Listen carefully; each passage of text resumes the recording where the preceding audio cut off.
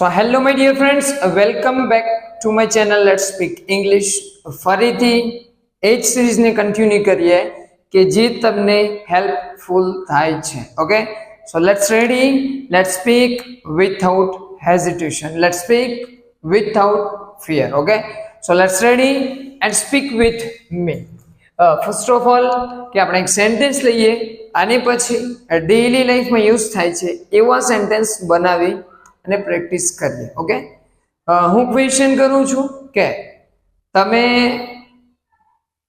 ક્યારે નાસ્તો કર્યો અથવા તે ક્યારે સ્કૂલે ગયો. ઓકે, અથવા હું એમ બોલું છું કે તે સ્કૂલે ગયો, તે સ્કૂલે ગયો. ઓકે, હી પછી શું આપે? Went to school, he went to school, તે સ્કૂલે ગયો. ઓકે, હવે હું ક્વેશ્ચન અને WH ની સાથે રિલેટ કરું અથવા ડેઈલી લાઈફમાં મારે જે પાસ્ટના સેન્ટેન્સ ફેસ કરવા પડે છે એને રિલેટ કરીએ કે તમે ક્યારે ઇંગ્લિશ શીખ્યા. When did you learn English? શું આવે? તમે ક્યારે ઇંગ્લિશ શીખ્યા? When did you learn English? તમે ક્યારે ઇંગ્લિશ શીખ્યા? તમે ક્યારે નવો મોબાઈલ ખરીદ્યો? When did you buy a new mobile અથવા when did you buy this new mobile? શું આવે? ધ્યાન આપજો કે when did you buy this mobile એટલે તમારા હાથમાં જે મોબાઈલ છે એ તમે ક્યારે ખરીદ્યો? When did you buy a new mobile? તમે ક્યારે કાર ખરીદી? When did you buy this car? શું આવે? When did you buy this car?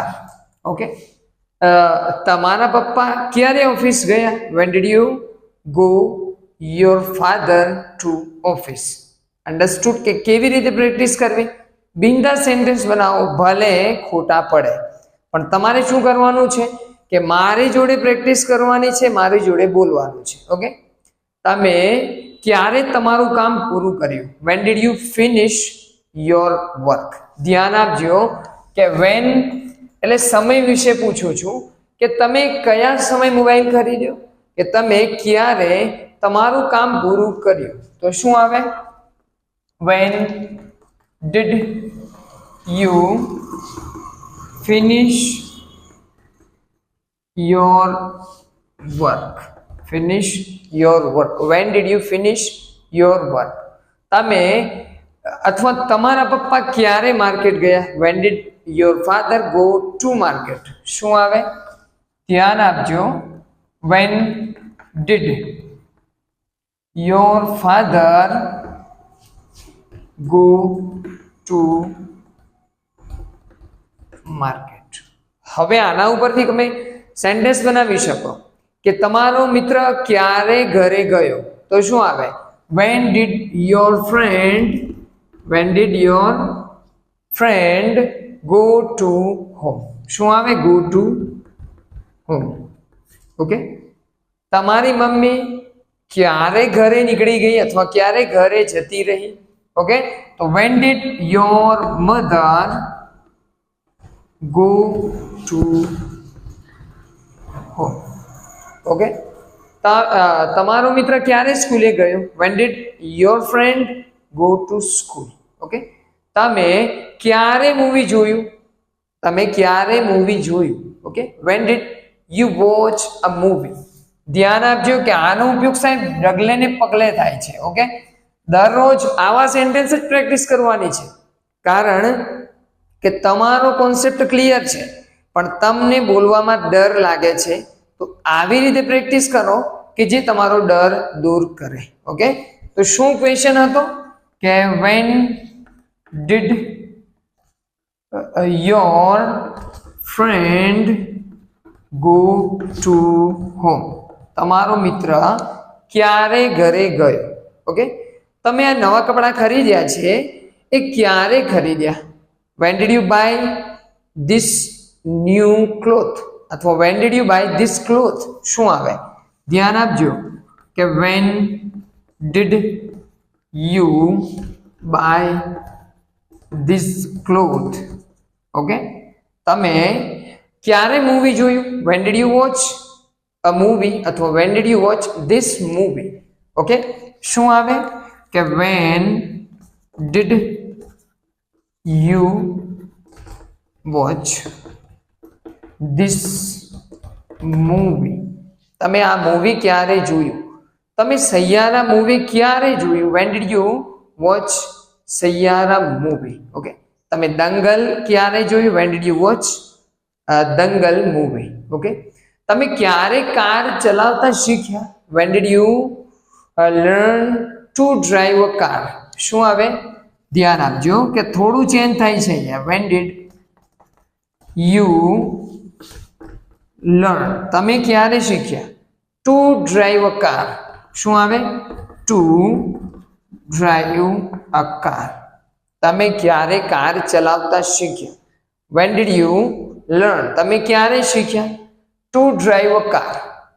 તમે ક્યારે ઇંગ્લિશ બોલતા શીખ્યા? When did you learn to speak English? તમે ક્યારે ઇંગ્લિશ લખતા શીખ્યા? When did you learn to write English?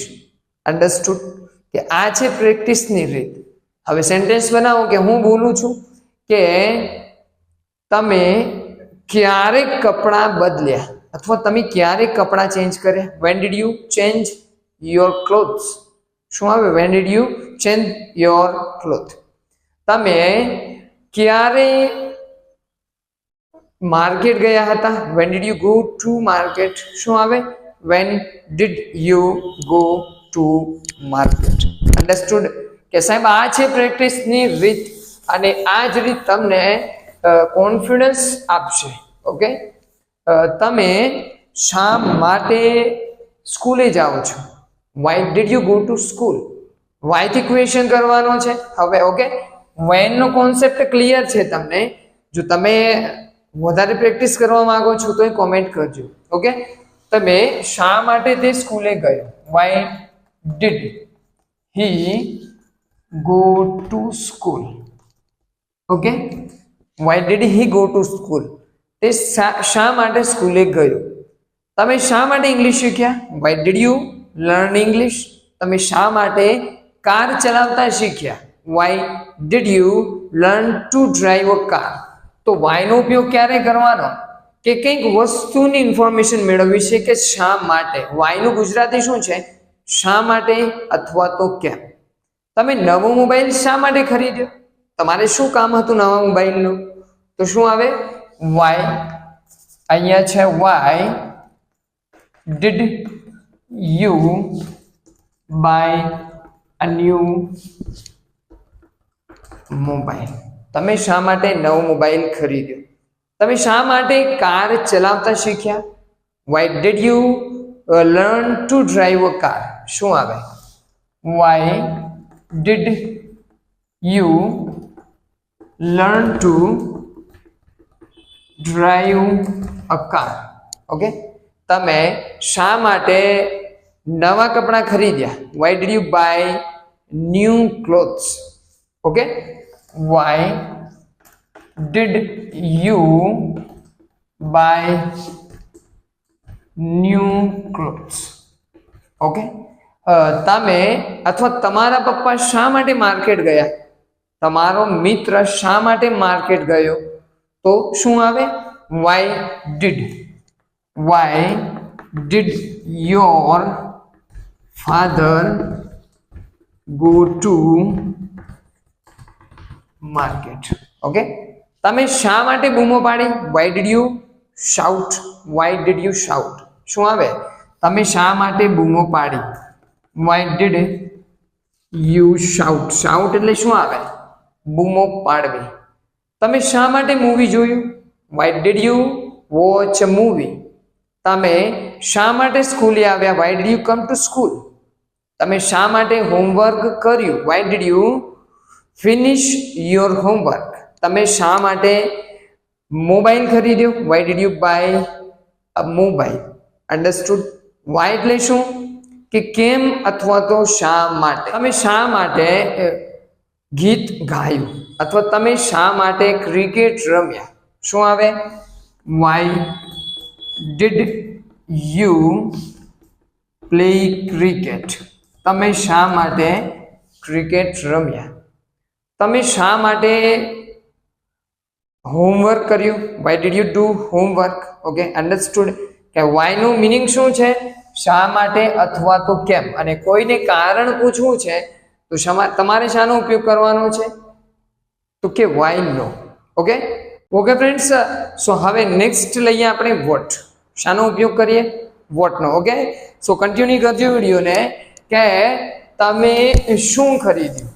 તમે વારંવાર ક્વેશ્ચન કરો છો કે તમે શું ખરીદ્યું, તમે શું રમ્યા, તમે શું બોલ્યા, તમે શું વિચાર્યું, તમે શું દોર્યું.